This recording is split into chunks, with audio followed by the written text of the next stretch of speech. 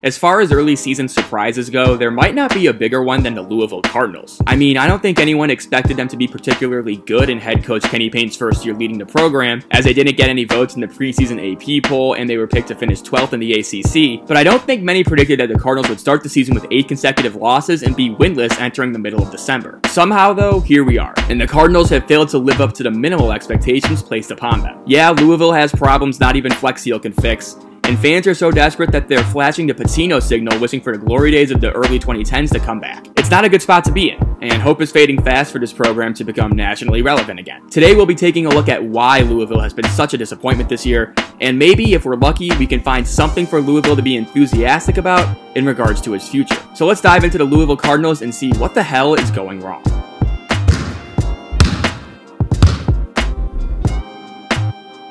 Before getting into Louisville's issues, we need to examine how we even got to this point. And believe me, it's a wild ride. Louisville opened up its season against crosstown foe Bellarmine, otherwise known as the team that doesn't dribble. Shout out Hoop Vision 68. It came down to the wire, but ultimately Louisville lost 67-66 in a frustrating way, as the Cards missed 2 open opportunities to take the lead before Bellarmine got the rebound and launched the ball down the floor to seal their victory. 0-1. Louisville then took on defending Horizon League champions Wright State, and they lost on a buzzer beater from point guard Trey Calvin. 0-2. Then they got Appalachian State, and after coming back from 13 down at half, it seemed as if L. Ellis had won the game on a last-second layup, but then they reviewed it and it was clear he didn't get the shot off in time. 0-3. Louisville then went to Maui, and unfortunately Chaminade wasn't there this year, so they had to play 3 games against a loaded field. And before you make some wisecrack like, hey, how do you know they would have beaten Chaminade? They actually played them in an exhibition game and won by 7. So, yeah. They lost their opener to Arkansas by 26, even though they did keep it somewhat competitive for the first half. 0-4, but their next game against Texas Tech wasn't as encouraging, as the Cardinals lost 70-38 and made 11 field goals for the entire game. 0-5. Louisville then drew Cincinnati in the 7th place game, and again the first half was actually competitive, as they were only down 1 point at the break, but then the wheels fell off and they lost by 19. 0-6. Okay, so maybe Hawaii just wasn't their state. It's fine, whatever. They were back at home now to take on a very good Maryland team, but Louisville had 5 days of rest before this one, and maybe they start to figure things out.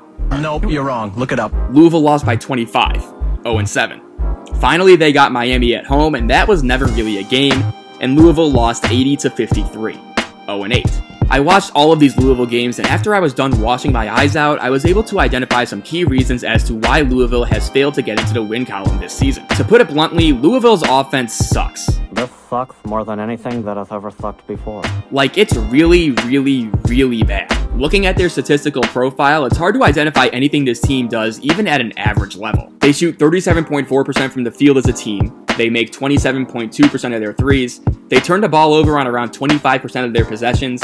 They don't rebound the ball well on the offensive glass, and their effective field goal percentage of 42.3 is good for 348th in the country. The offense is a total mess, and given that they don't play at a super fast pace, their average of 54.3 points per game is good for 4th worst in all of Division I. A lot of this has to do with the shots Louisville prioritizes. Per shot quality, Louisville ranks 351st in the country when it comes to getting good shots, and it's not like this team has an abundance of shot makers or offensive creators to convert on these suboptimal looks. Louisville's leading scorer, point guard L. Ellis, is averaging 15.6 points and 3.4 assists a game, which aren't bad numbers in a vacuum, but when you look a little bit deeper, you start to see the warts. Ellis is Louisville's highest usage player, but his efficiency leaves a lot to be desired. He's only shooting around 37% from the field and 30% from 3, and he turns the ball over close to 5 times per game. Now, this isn't entirely on Ellis. Last year, he was able to play a little bit more off the ball, but this year, he's the only player on this roster that remotely resembles a point guard. So he's been thrust into a position in which he's not entirely comfortable. That being said though, Ellis is Louisville's only double-digit scorer, and he's oftentimes the only one confident enough to try and make things happen on his own. Louisville's total lack of spacing limits a lot of what can work for them offensively, as the Cardinals' typical starting lineup of Ellis, Sidney Curry,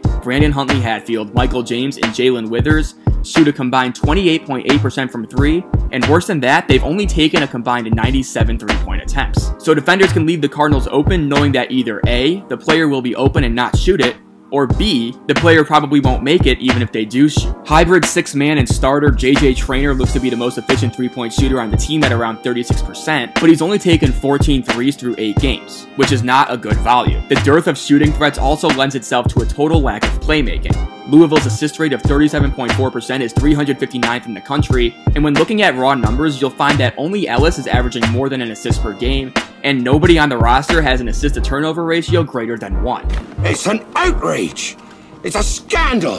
While the offense is near one of the worst in the country, Louisville's defense isn't as bad. The Cardinals sit around the middle of the pack when it comes to total defensive efficiency, which would be fine in most cases, but when your offense is as bad as it is, you need to be elite as a defensive unit or suffer the consequences, and Louisville is suffering.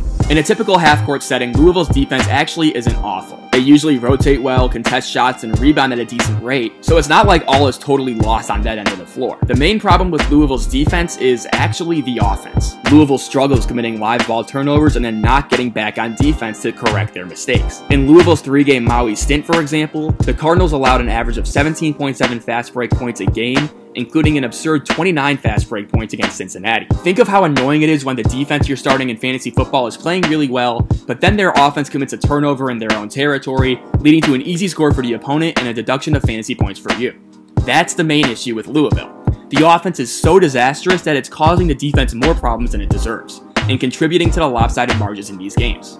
It's clear that Louisville isn't a good team, and it's going to be a really tough year for Louisville fans as the team just has a lack of offensive firepower and overall talent. But in terms of Kenny Payne, I'm not ready to give up on him just yet. Sure, he's 0-8 and likely won't get a win until late December when the Cards take on Florida A&M, but in my view, you might as well see how this team grows over the course of the season. I actually like some of Louisville's players like Tennessee transfer Brandon Huntley-Hatfield and freshman Devin Ree, and Payne was in the running for the top-rated recruit DJ Wagner before losing out to Kentucky, and next year they're already bringing in 2 4-star wings in Curtis Williams Jr.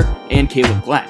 Payne's on-court showings have certainly left a lot to be desired, but I think there's still time to turn this ship around. But can he show enough at Louisville in year 1 to even get to a year 2? That will be the question as the season progresses. And listen, if you look on the bright side, you'll notice that only 7 teams have ended a season without a win in the history of college basketball. Louisville is definitely bad, but they aren't 2008 NJIT bad. So let's be real for a second. Louisville isn't going to make the NCAA tournament or compete for a conference championship, but the good thing about having rock-bottom expectations is that they can't get any lower. And I have a feeling that when Louisville wins its first game of the year, that will be a lot to celebrate. Thanks so much for watching, and give me your thoughts below.